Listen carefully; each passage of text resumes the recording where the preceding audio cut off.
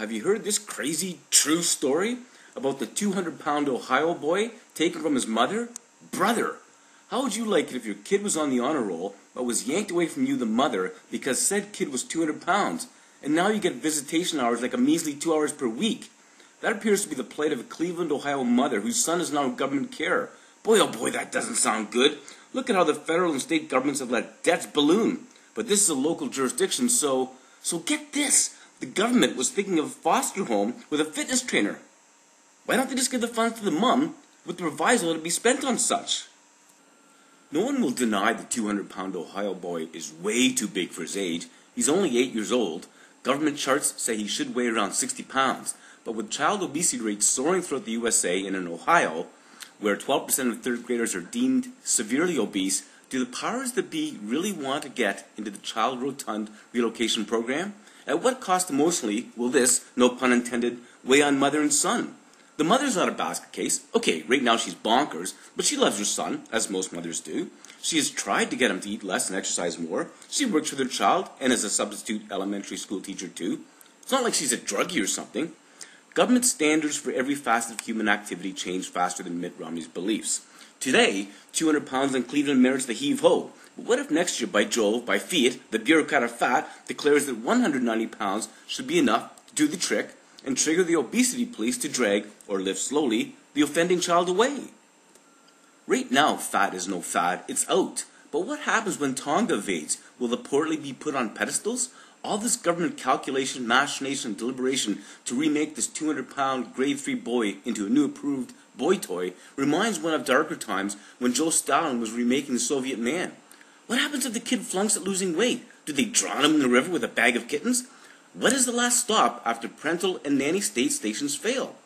Governments are more concerned about a person's perfectly legal snacking habits than they are of the sacking habits of G20 and Occupy Wall Street protesters.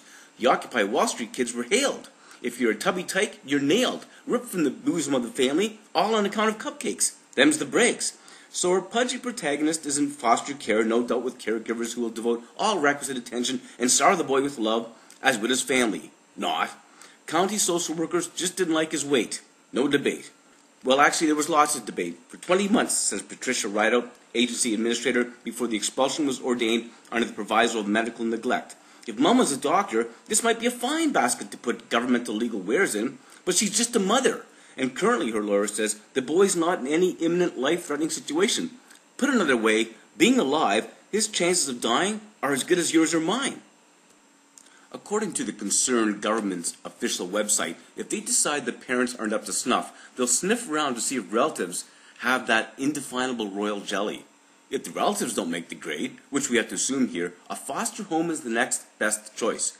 But as the site adds, these are temporary. How can Mum get her child back? Well, basically, get a lawyer.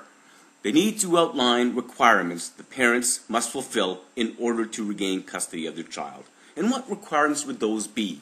Might they be a general pledge to double down one's efforts and give that old 110% to help reduce the kid's weight? Or might she have to submit a dietary plan that meets the approval of the social workers? Will she have to slap an electronic bracelet onto the boy so the social workers can be alerted if the young fellow so much as enters a 50-yard radius of any public establishment that contains a scintilla of junk foods in bulk or in trace amounts, in which case a SWAT team can scoop the unsuspecting youngster up from possible, potential, self-administered abuse and neglect?